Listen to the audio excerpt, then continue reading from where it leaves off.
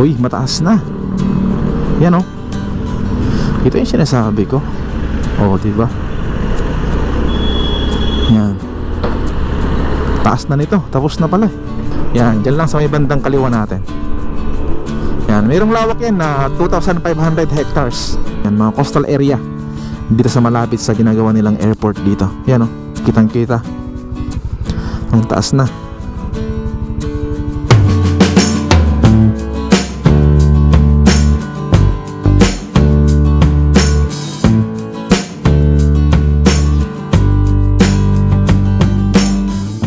Ang proyektong ito ay bahagi ng Build program ng dating Pangulong Duterte.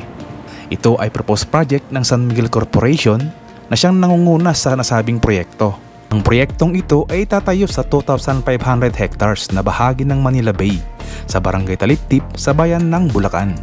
Bahagi lamang ito ng 12,000 hectares na township program ng ating gobyerno tulad ng residential zone, government center, seaports at industrial zone.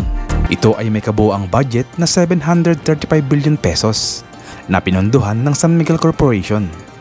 Ang proposed airport ay merong 4 na runways at expandable ito hanggang 6 na halos 6 na beses na mas malaki kaysa sa NAIA. Ang access road naman na kukonekta sa ginagawang airport ay ang NALEX na mag-uumpisa sa Balintawak, kakaliwa sa Tulyahan River at kakanan sa Valenzuela papuntang airport. Pangalawa ay ang SALEX. Dadaan ito sa Radial Road 10 sa Navotas patungo sa gagawin nilang coastal development sa Navotas na magkakaroon ng expressway patungo sa airport. Kukonekta rin ito sa MRT 7 sa San Jose del Monte, Bulacan. Ang groundbreaking ng nasabing proyekto ay noong October 14, 2020 at inumpisang gawin ang land preparation nito sa pangunguna ng Boscalis Westminster na isang Dutch dredging company noong June 2021 na inaasahan naman matatapos sa 2024. After ng land preparation na matatapos sa 2024 ay isusunod nila ang pagtatayo ng mga building facilities, mga runways at matatapos sa 2026. Kasunod ang pagbubukas nito sa 2027. Good morning guys, nandito tayo ngayon sa may C3, Caloocan. At ngayong araw ay maglalakbay tayo ng mahigit 20 kilometers para marating natin yung Talitip, Bulacan, na kung saan doon tinatayo yung ginagawang bagong airport na New Manila International Airport na ating i-update ngayon. Tingnan natin yung land development na ginagawa nila ngayon, kung ano na yung status. Alright, let's go. 29 and I find myself wondering what did happen to the last 10. I ran away with my life, fast forward, never turn back again. It's kind of funny that the more we pass time, the more we need to set the rewind.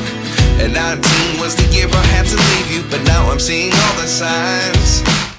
Ayan, dito na yung arkong bato dito sa may Malabon tsaka Valenzuela. Uy, mataas na. Yan oh. Ito yung sinasabi ko. Oh, diba? Yan.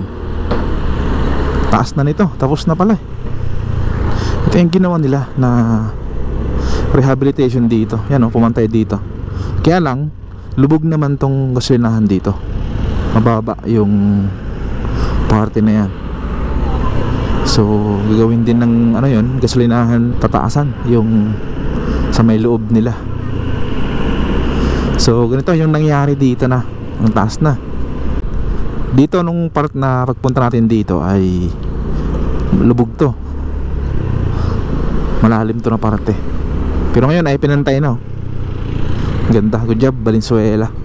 Sana din dyan sa may simbahan din, dun sa may Balangkas ay magagawa na rin yun, o tasan na rin yun para hindi na bahain yung area na yun. Puntahan natin. Yan, dito sa parte na to, malapit sa simbahan, dapat ayusin din to.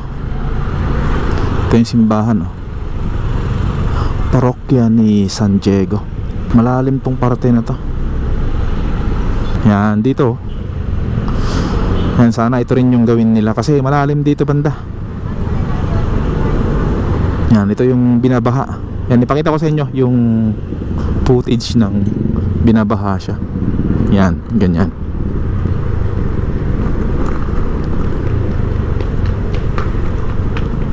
Yan, medyo malalim din dito.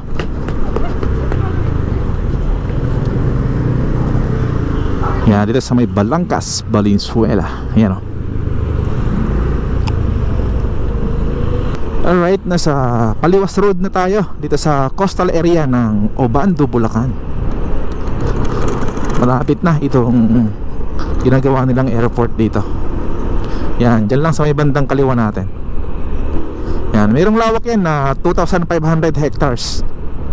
So check natin siya ngayon kung sakto na yung lawak. So ginagawa pa lang ngayon yung land development ng airport na yan.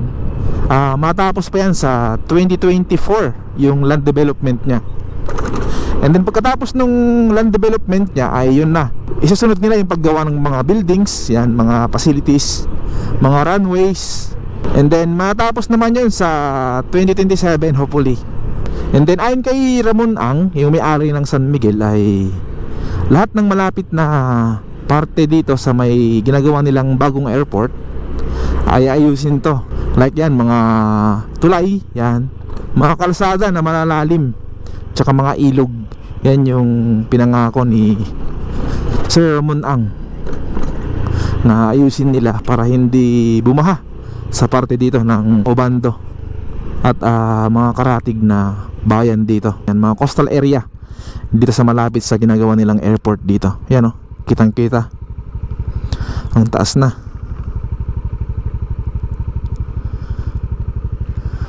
So ito yung tulay na ginagawa nila, itong Tawiran Bridge. So as of now ay puro poste pa lang itong nagagawa dito. Yan. Although may mga bakal na dito sa parte na to, pero mga poste pa lang yung natapos dito. Medyo matibay pa naman tong tulay na to. Kaya pa to ng mga ilang buwan.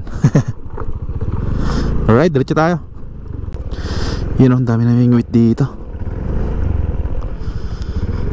Sa gilid lang to ng Tawiran Bridge. Yan.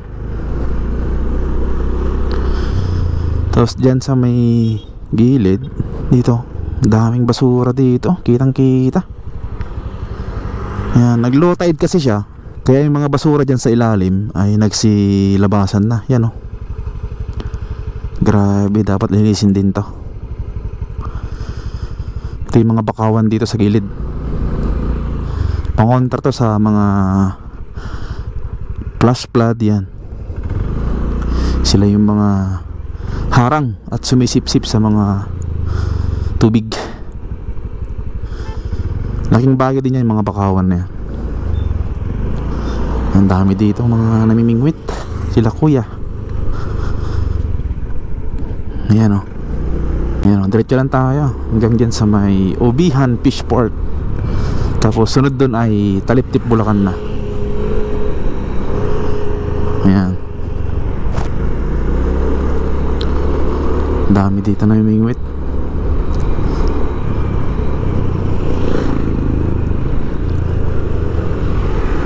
Yan, ito na yung fishport ng Obihan. Tsaka ito yung Obihan Bridge dito sa parte na to. Yan. Yung mga malapit dito ng mga tulay, mga coastal area, ay kita mo na yung ginagawang airport. Ito na yung arko ng Taliptip, Bulacan dito. Dito rin banda yung bahain, eh. Yan, yan sa may unahan, malalim din dyan na parte. Meron ding malalim dyan.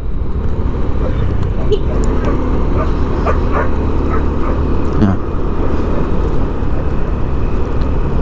Dapat ito rin yung tambakan nila o ayusin.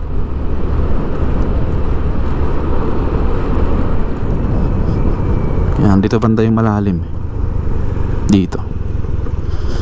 Dapat ayusin din to. Ilang tambak lang to para hindi naman kawawa yung mga bahay dito. Naaabutan to ng mga ano, ng baha.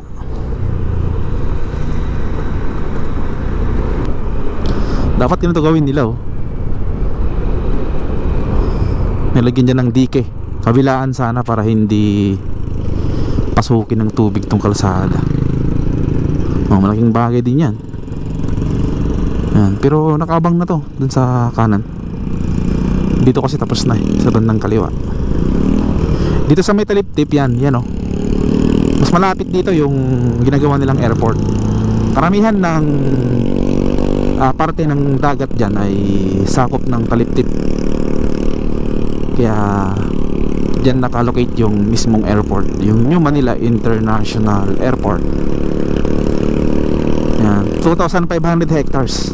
Para makita nyo, ahitin natin sa drone kung gaano na ito ka lawak itong tambak ng lupa dyan, na matapos sa 2024 yung pagtatambak nila. At susunod nila yung pagkatayo na ng mga buildings saka mga runways. Alright, palipad tayo. Let's go!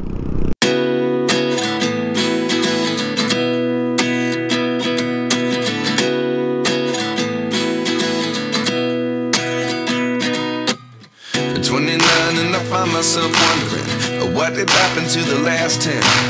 I ran away with my life, fast forward, never turn back again.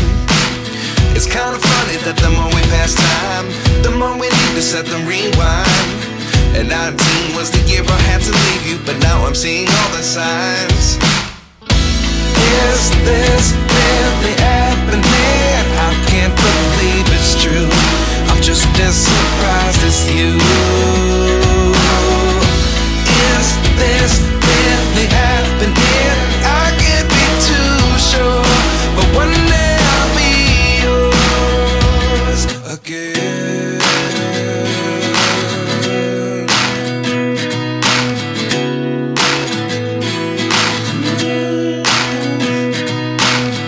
Life lessons come one in a dozen, the other 11 give something from nothing. I sit here looking for an answer. Maybe the biggest question was in the last chapter. You gave me the soul I have today. Without you I never could have moved away.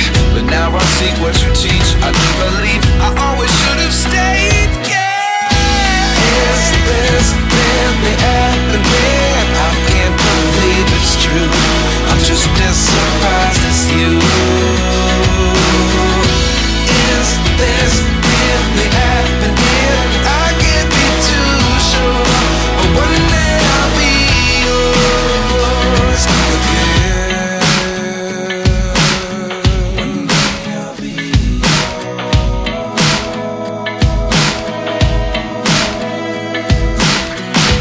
One day I'll be yours. I'll be yours.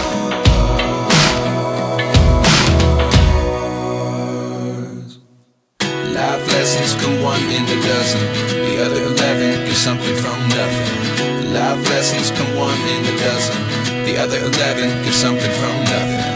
Life lessons come one in a dozen, the other 11 give something from nothing.